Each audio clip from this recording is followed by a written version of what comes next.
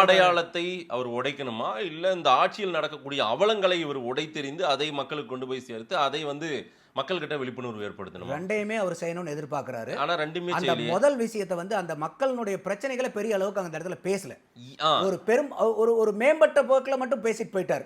பெண்கள் பாதுகாப்பு, சட்டம் ஒழுங்கு இந்த மாதிரி ஒரு மேம்போக்கா சொல்லிட்டு போனாரே ஒழிய, இன்னைக்கு பாத்தீங்கன்னா ஒரு ஆணவ படுகொலை நடந்துட்டு இருக்கு. நம்ம பல தடவை பேசுறோம், அது அயோக்கிய படுகொலை, ஒரு சாதியின் பேரில் நடக்கிறது. அந்த ஆணவ படுகொலையை பத்தி இங்க பேசி இருந்திருக்கலாம். தமிழ்நாடு இவ்வளவு தூரம் நீங்க திராவிடம் சொல்றீங்களே, சமூக நீதின்னு சொல்றீங்க, இந்த அளவுக்கு இருக்கக்கூடிய 75 ஆண்டு கால பாரம்பரியம் இருக்கக்கூடிய கட்சி நீங்க ஆளும்போது திராவிட மாடல் 1.1 சொல்றீங்க, இதுல வேற 2.0 வேணும்னு கேக்குறீங்க. இதுதான் உங்களுடைய சமூக நீதியான்னு கேட்கலாம். இன்னைக்கும் சாதிய பெயரை சொல்லி ஆணவ படுகொலை நடக்குது. அவர் ஒரு தீர்மானங்கள் நிறைவேற்றிருக்காங்க. தீர்மானத்தையும் அவங்க அப்ப படிக்கல, எல்லாம் செய்தியா கொடுத்துட்டாங்க. அதுவும் ஒரு பெரிய மிஸ்டேக். அது இன்னைக்கு அத இப்ப நம்ம அதே போல ஆணவ படுகொலை கவின் வீட்டுக்கோ எதுவுமே அது போகவும் இல்லை.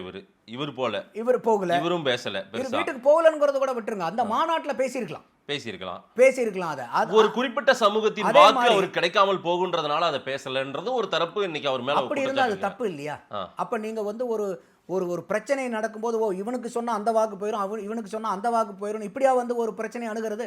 இன்னைக்கு விமர்சனம் அப்படிதான் வருது. விஜய் அந்த பிரச்சனை நடுநிலைமையோட தான் அணுகணும். நம்ம இல்ல விஜய் மேல வைக்கக்கூடிய விமர்சனம் இதுவாயிருச்சு. அப்ப தப்பாது. நான் அதான் சொல்றேன், இந்த ஆணவ படுகொலையை பத்தி அவர் பேசியிருக்கணுங்கிறது என்னுடைய பார்வை. சரி. அதே மாதிரி இன்னைக்கு தூய்மை பணியாளர்கள் போராட்டம் நடந்தது, அவங்க வீட்டுக்கு போய் பார்த்துட்டு வந்தாங்க. அந்த போராட்டத்தை எந்த அளவுக்கு அடக்குமுறை பண்ணி அடிச்சு ஒடிச்சு அதை ஒடுக்குனாங்கன்னு நம்ம பார்த்துட்டு இருக்கோம். இன்னைக்கு வரைக்கும் இப்ப தமிழ்நாடு பூரா அந்த பிரச்சனை ஓங்கி ஒழிச்சு வெடிச்சுக்கிட்டு இருக்குது. இப்போ அதை பத்தியும் அவர் அங்க பேசியிருக்கணும். அவர் களத்துக்கே போயிருக்கணும். அங்க